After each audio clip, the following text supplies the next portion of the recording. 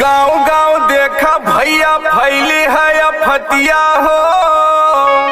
राम जाने कहवा से आइल बा विपतिया हो।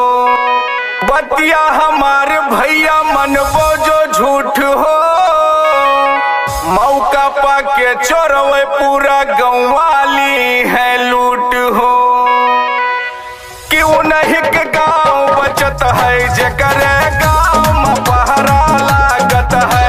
रात भर सोयो ना ये भैया गाँव में चोरवा आवत है।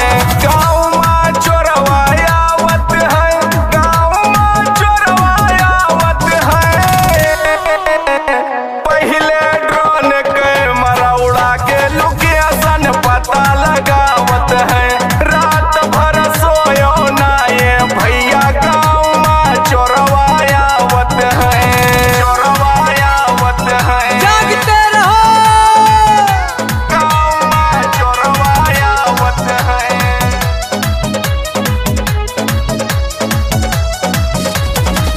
रुपया यो पैसा लूटे लूटत है गहनवा।